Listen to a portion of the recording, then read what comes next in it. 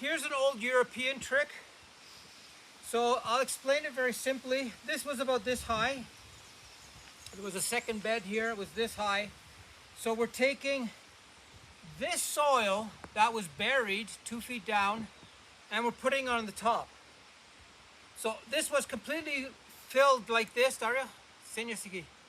It was completely overgrown like this with ground covers.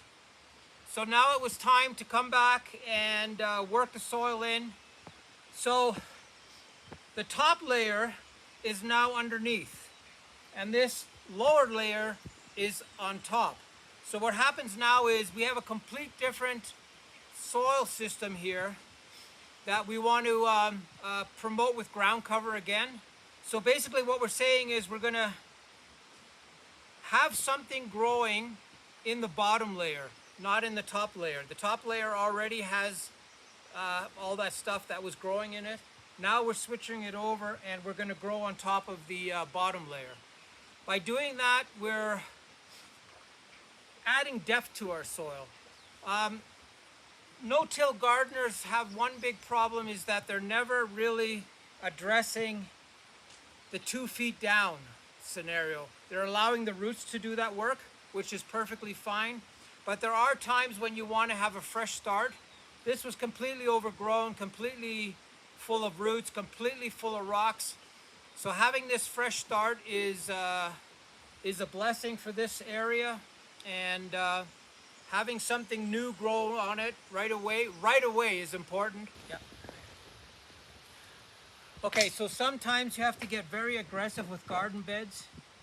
Yeah, when you can't stick your pitchfork into the ground without hitting rocks all the time, it might be time to get in there and cultivate your garden and give it a new start. And what I mean by new start is,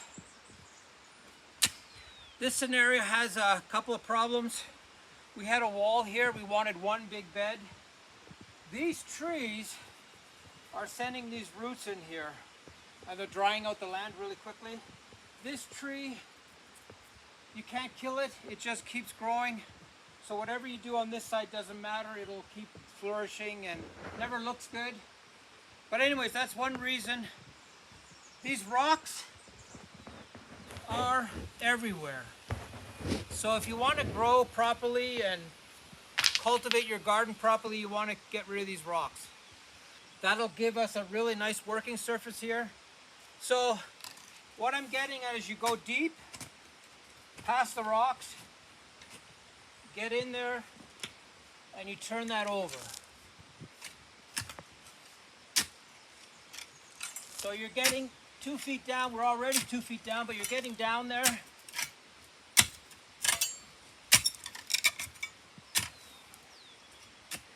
So you can imagine how hard it would be to grow anything in here.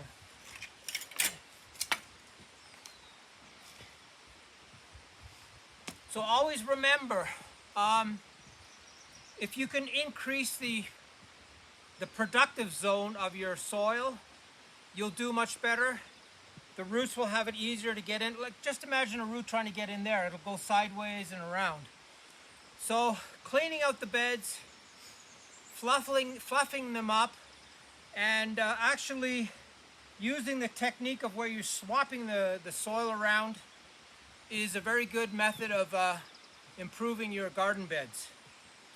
And as I said before, try to get something growing on top of this right away and you'll have a great success. We can't let the sun get to this. This was about this high before. So we've dug all this out. We've put all these broccoli stems in here. We're going to chop them all up.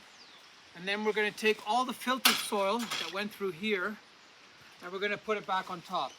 So what we've done is we've completely reworked this bed, and it's a big investment, but the only thing we need to do is after this is add organic compost and make sure it's always covered with green matter, with leaves, something growing inside it. So this is a complete makeover.